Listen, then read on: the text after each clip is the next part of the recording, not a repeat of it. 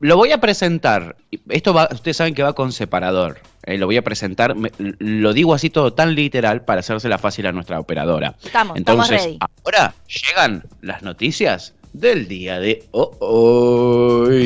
Noticias, estoy al aire, pero no me importa, no me importa. Ya fue. Continúa subiendo la ocupación de camas de terapia intensiva en la ciudad de Buenos Aires. Así Guarda. es, el porcentaje de ocupación de camas en el sector público volvió a superar su máxima con el 83.5%. Solo quedan disponibles 76 camas de terapia intensiva sobre un total de 450. Upa, es un montonazo, es un número realmente alarmante. Recordemos, se reportaron en la ciudad de Buenos Aires en el día de ayer 2.554 casos, que para un domingo es muy poco, y 18, es mucho, y 18 fallecidos. Para un domingo es una banda esto que estamos diciendo, es un montonazo de verdad. Y un mes atrás el sistema de salud de la ciudad de Buenos Aires, estamos hablando del 25 de marzo, tenía una ocupación de cama del 27%. 27% hace 30 días atrás. La escalada es grave, muy preocupante, es realmente preocupante, al punto de que, a pesar de que están en esta resistencia desde el gobierno de la Ciudad de Buenos Aires a tomar medidas restrictivas, hoy salió a hablar Santilli, claro.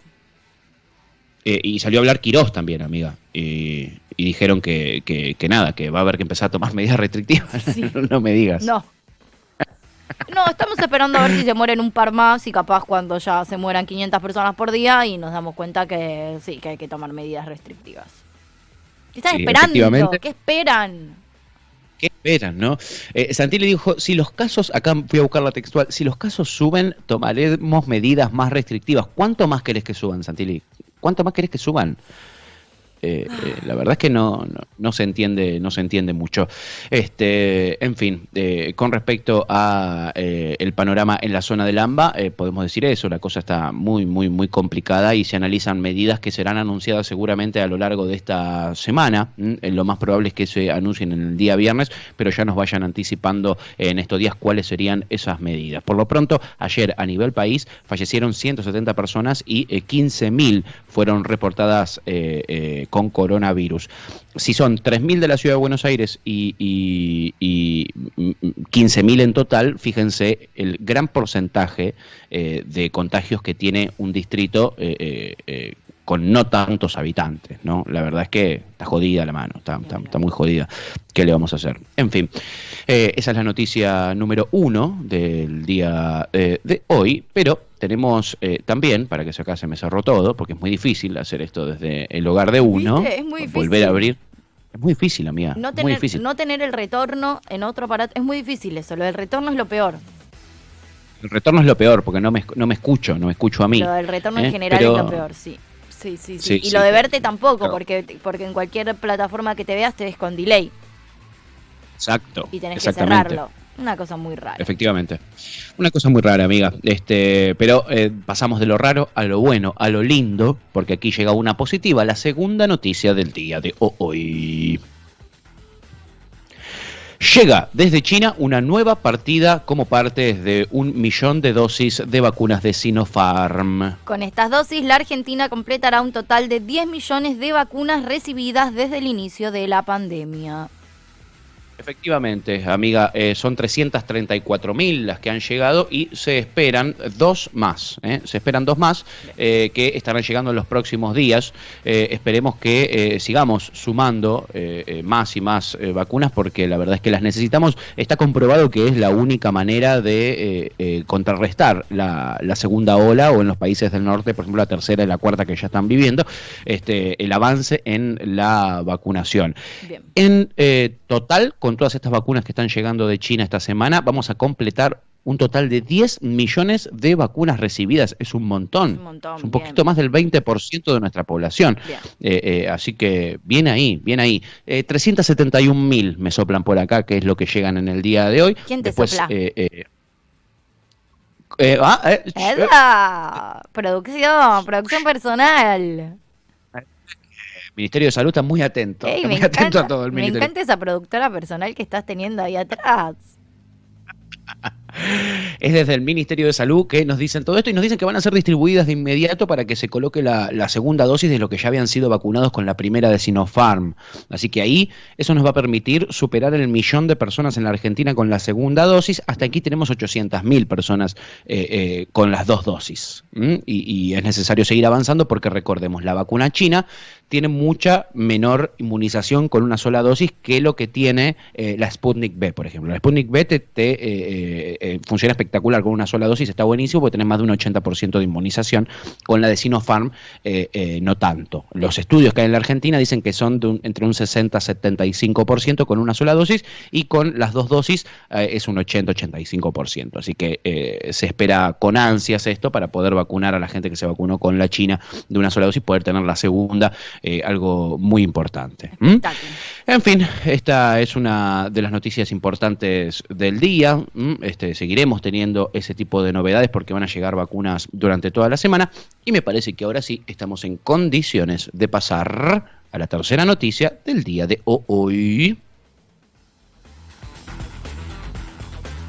El ministro Soria expone en diputados sobre las reformas al Ministerio Público Fiscal. En un plenario de comisiones, el ministro de Justicia defenderá la iniciativa que propone, entre otros puntos, que el procurador sea designado por mayoría absoluta del Senado y no por los 2/3, y que su mandato tenga una vigencia acotada a 5 años.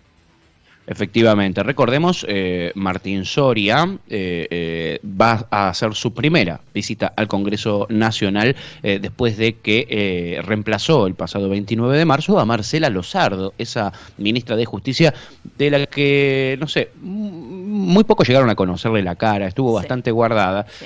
Por no decir que casi que ni tuvimos Ministerio de Justicia por un año. La verdad que estuvo bastante quieta la actividad en el Ministerio de Justicia y por algo se termina yendo. Los sectores más kirchneristas, digamos, del frente que gobierna el país, insistían en que pusiera primera en algún momento. La apretaron bastante, pidieron su renuncia y finalmente ella renunció ella y asumió Martín Soria, quien desde que asumió está teniendo declaraciones muy picantes, amiga, con respecto a la justicia. Sí, no le está cabiendo una. Igual se esperaba que fuese de esta manera. Digo, ha tomado bastantes medidas. Uno puede estar más o menos de acuerdo con un montón de cosas. Ahora activó un ministerio que estaba bastante dormido.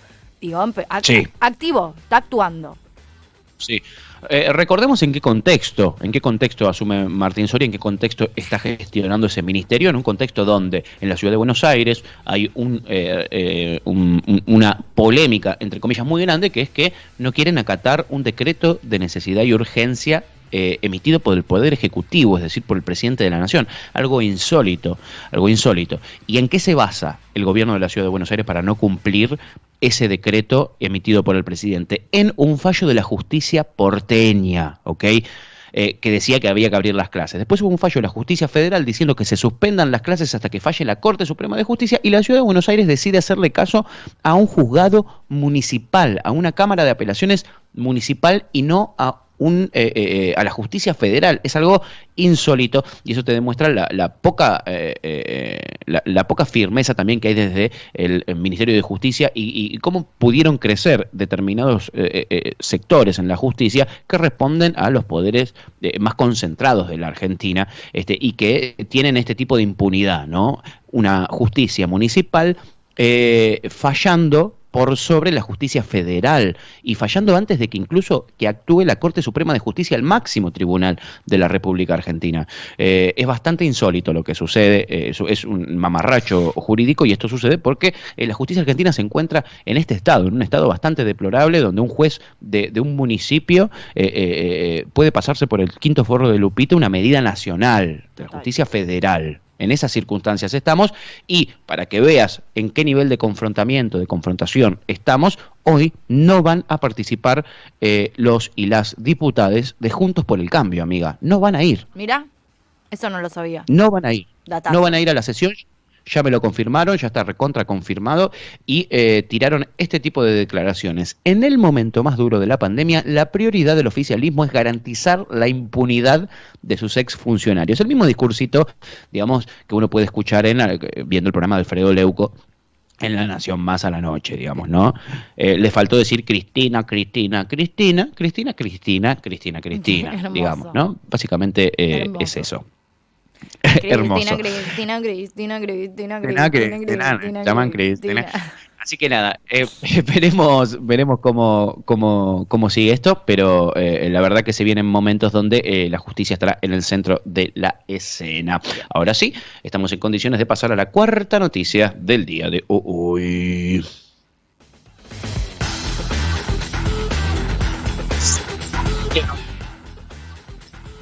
Federal Hidrovía por la muerte de Meoni. La segunda reunión del Consejo Federal Hidrovía iba a desarrollarse en la sede de gobierno de la provincia de Santa Fe, en Rosario, con el objetivo principal de analizar los diferentes proyectos presentados por los distintos miembros integrantes, invitados y toda aquella propuesta elevada por una institución u organismos públicos.